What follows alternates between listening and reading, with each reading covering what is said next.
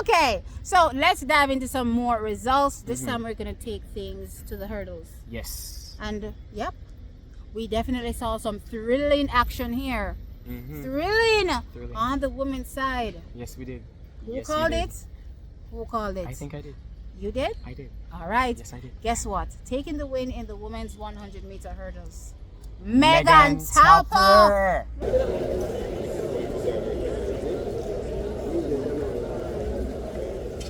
Sent off, great start for Tapper. Nugent also there as well. Let's look at Megan Tapper. Nugent has the first Megan Tapper. Is on the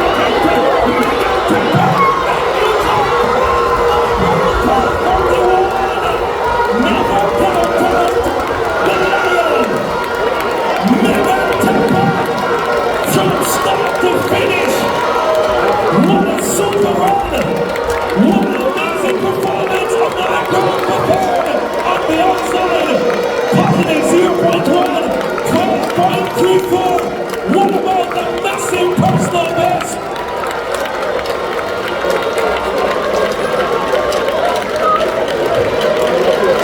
Nugent was always chasing.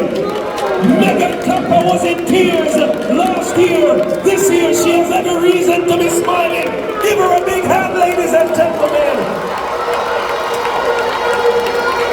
Here with a big personal best 1269 as well. Look here. When Megan ran 12.45, she said, Yes. I'm part of the big girls club. Mm. I wonder what she has said now that she run 12.34. She is the big girl. She is the She big is girl. the big girl. No, sorry. Stop. Yes. She's the big woman. Yes. When me say, Yes, heart of a lion. were man. we talking about dropping on people belly button? last evening? Yes. Oh my God, man. She got a start and drop out everybody belly bottom I in the agree. race. Mhm. And she maintained her maintained. pace. That was what was most impressive. Not just having a fantastic start, Right, but maintaining. So fantastic win by her. And in second place was Akira Nugent, Nugent. 12.41. And Yes. Amoy Brown Brown. was third, and she ran a 12.67 seconds. Now I know you talked to Megan Tapper, and of course we're going to play that video here. Hi Megan, this is Albert from with TXT Track Time, and I just have 3 questions for you. But before I ask, congratulations on being the national champion. Very proud of you. Yes, you're welcome. Now, first question: how are you feeling about making the team after the season that you had last year? Really relieved. I mean, it wasn't a matter of if I could do it. It was just if I could do it. I understand. I understand. Now, question number 2: how did you remain confident while rebuilding after an injury-plagued season like last year?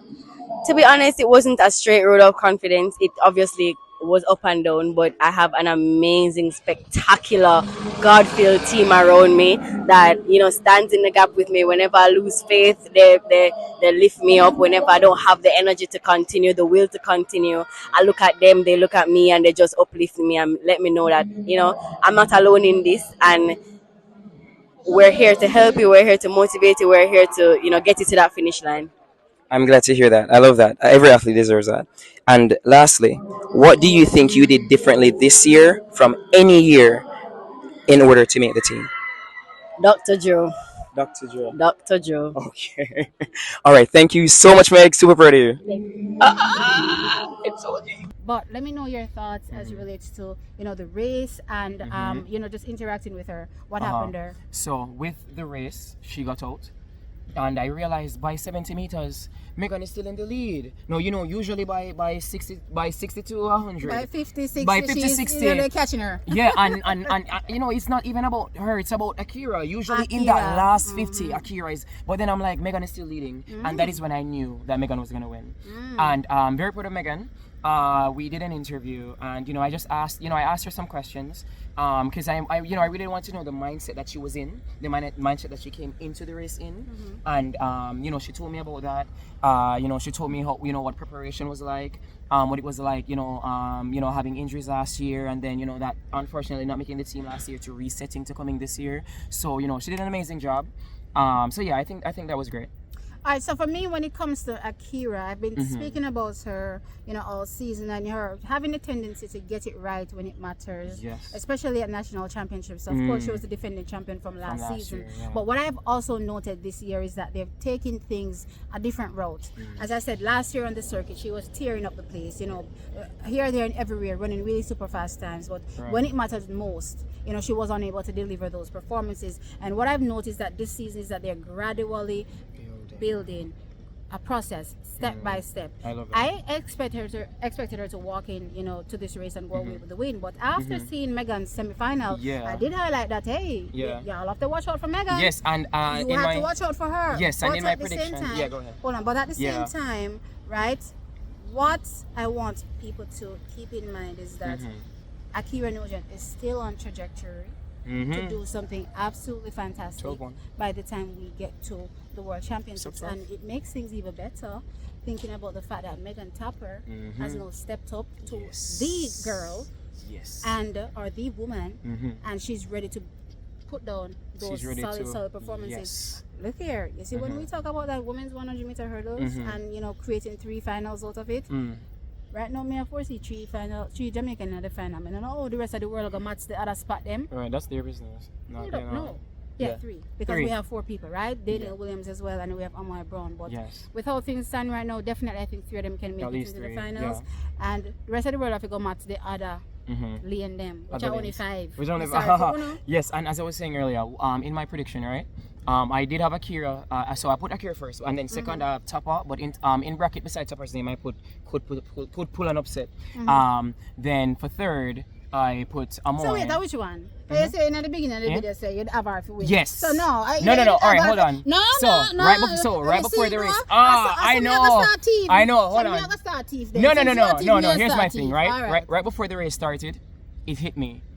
She could win. Okay. With how well she did in that semi, I was like, if she gets the start and she maintains, she could win. But it hit me right before the race began. But of course, usually you make the predictions a bit before the race begins. Yeah. And I said she could pull an upset. If we're talking about predictions on the video, then. Right. I get you. Yeah. So I had her down for an upset, and she made the upset. But Akira, we're very proud of you as well. You're building. We're very proud of the building. We expect great things from you. You expect great things from you, and we just can't wait to see that the fast times that we know you will be giving as the season progresses. So and Amoy, congratulations on 3rd place. You deserve it. You did amazingly. Excited. And Karika, we love you. We appreciate you. We've supported you throughout the unfortunate injuries that you've had. Know that you're back and you're healthy. We will support you just as much. And we're here. You're here. So track is the women, as I said, was thrilling. The men, it was spilling. Before the race even got off, I'm sitting in the stands. A call comes in to somebody sitting next to me. Rasheed Broadbell is out. I was like, oh, hell no. I was like, oh, hell no. You have to go call about the person and verify. They had me changing up my prediction and everything, Jesus. I was like, oh, hell no. So this man is on the phone and I'm fastening this man's business and verifying that, Rasheed Broadbell is no longer in the race. And I was like, what the heck is going on? So apparently he hit a hurdle in training, in warm-up. And he had to pull out of the race. So I'm like, how could I why Rasheed Broadbell so salt? You know what that reminds me of? Rasheed Broadbell's year. You know what that reminds me of? 2022. Hansle Parchment. Didn't something scary like that happen as well? Wow. Let me tell you something. That was actually at the World Championships. At the World Championships, right as the race was about to begin. But my man did not even reach there so yet. And I'm saying, and think about it. Yeah. Hansle went into that World Championships to actually he looked the best in the semis. Race. He looked the best by far coming out of the semis. This year is Rasheed Broadbell's year. Everything is lining up for Rasheed Broadbell to win and go the sub actual 13. World Championships. Yeah. And for this reach him, I have to say no. But track is, we go on. Because interestingly, I was asked in the stands, who do I think will go away with placings in this race? And I said, well, since there's no more Rasheed Broadbell, we're going to go with Orlando Bennett, and we're also going to go with, well, first I said we're going to go with Hansle Parchment, and we're going to go with Orlando Bennett.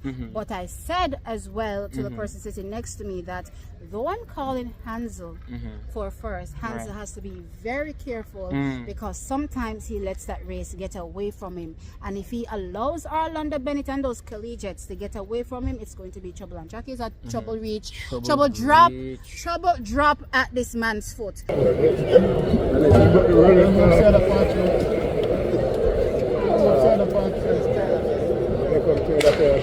Thank all for the men's 110 meter hurdles final. It's very close.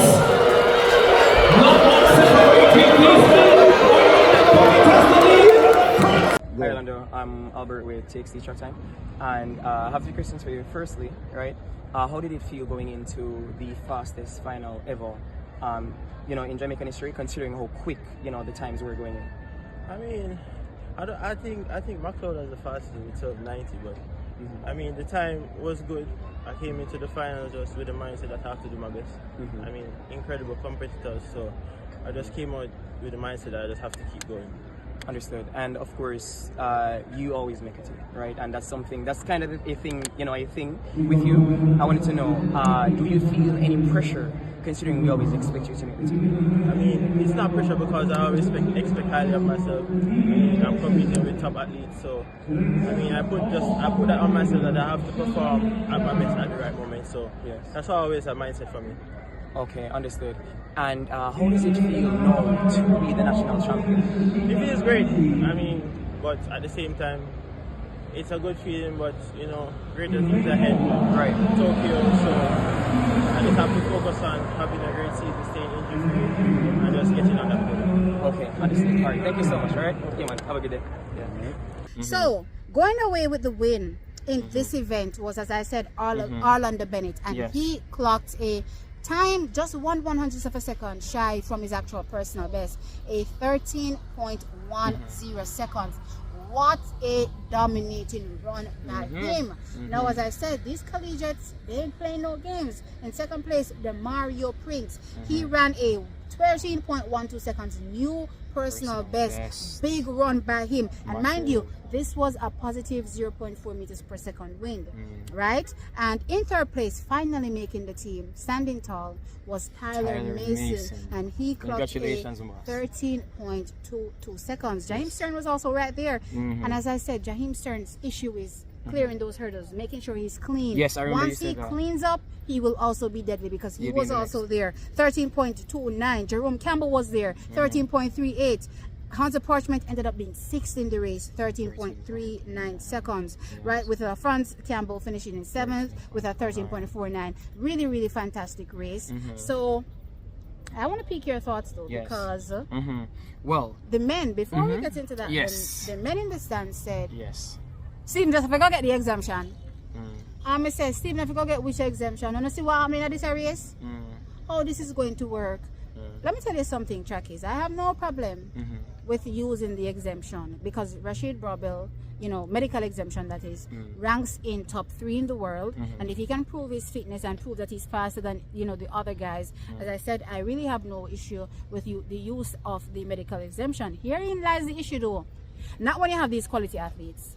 Not when you have these quality athletes. I do think it will be slightly unfair to pull away one of these spots from these athletes, regardless of how fast I think Rasheed Brobel is. And as I said, I do believe he's in personal best shape, meaning national record shape. That's the type of Rasheed Brobel I think we're going to get this season. But even so, as I said, I'm always thinking about the other side. A lot of people only think about one athlete, the big athlete. But what about the other ones that haven't made their name yet, that want a chance to make their name? If this opportunity is ripped away from them, will they, feel as though they want to continue? Those are the big questions that, pop up in my mind. And then you have, Turkey lurking, Bahrain lurking. You think I want to see none of my athlete them lift up and say, yo, them gone? So my thought is, the only choice Rasheed Brobel has at this particular point, if you go run for the Diamond League. And win the Diamond League. And win the Diamond League and take the bite from that. And you can do it. What do you think?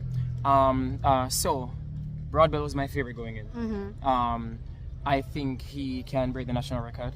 I think he can break the world record. So I was so gobsmacked when they said no Rasheed for the final. And even when I got the news of it, I was still looking on that field for Rasheed Broadbell. So, just, very sad, and, we understand the pain that he must be he must be feeling. And, we just want to send our support, wherever you are, Rasheed. We believe in you, and this is not the end. You can still, as we said, win that Diamond League final. You can still go on and have an amazing season. World Championships is not the end all be all. So that's what I think regarding him. Yes. Now for the race now, Orlando won, Demario second, Tyler Mason third. Now, of course, because I caught wind of Broadwell not starting, I had to switch my I had to change up my predictions a bit. So I predicted actually Parchment, Demario, Orlando, with Tyler Mason being a dark horse. And it turns out that Orlando Bennett, Mr. Make a Team, won. He, the saying, always the bridesmaid, never the bride. Well, he became the groom today. True. So, congratulations, Orlando. Demario Prince, very great athlete. And he proved that here. So yes. anybody that thought that 13-1-8 was a fluke, if it was No based fluke. on the Eugene track, all these things, Right. he proved No here in fluke. Kingston that no, he's that good. He's that good. Youthful exuberance, I guess, to It's keep more tonight. than, it's more than just that. Right. He's really, really good. He's good. Isn't he a And- first year collegiate? Isn't he a Yeah, freshman? yeah, and just 21 years old. Freshman, let's be clear, freshman, Yeah. 13.12. 13.12. Let that soak Let in. that sink in. Yep. And then, of course, Tyler Mason, my dark horse. You came third. Congratulations, Tyler. Very proud of you. Very proud of all of these men. Jaheim Stern, same as I told Broadwell. This is not the end. You can continue to do amazingly. So, just put in the work. Just putting the work. Yeah, for sure. So, that's my thoughts when it comes to the men's 100. Oh, you didn't mention the medical exemption. Right, the medical exemption. It's considering the fact that it's not yet been done. It's in the air. Let's see how it plays out, while being mindful that if an athlete places, that athlete has earned the right to compete. So somebody asked me in the stands, but it has been done before and we didn't have a problem. And I said, yes, it has been done before and we didn't have a problem, because the reality of it, and I want to go back to Elaine in 2021 when it was used for her on the 200 meters. When I looked at the field, I was like, well, I mean, if we don't send Elaine, who are we going to send to get a medal? You know what I mean? That was my thought process. And I suppose you can use the same thought process for Rasheed Broadbell. But when you have guys running 13-1s, you know what I mean, and 13-2s, that's still world class. And can I say, McLeod, He didn't turn up. in 2021, sorry, Oh, okay. didn't he request for like a medical exemption? And the reason why I brought it up is because, of course, he felt as though he should have gotten that exemption, right? And then when Not with the type of that good your point at the top, because the field is impeccable. Because You we had got run gold but and bronze. We got gold and bronze. You had Run and Levy at Right. the time. So when you think about the type of Right. field that we have in the men's 110 meter hurdles, and then to think that you want to snatch it away, I'm like, okay, good luck MVP. Yeah. Leave me out of it. Yeah, Just make sure that men are we athlete them to switch to Turkey. That's all I'm saying. Okay, so we're gonna have to see how it plays out. But I hope everybody's being mindful of the fact that every athlete deserves a chance to shine, and if an athlete has earned that right, we should respect it. All right, so you heard him. That's it, Trackies. Let me know your thoughts. Like, Sound off in subscribe. the comment section below. Yes. We are cool.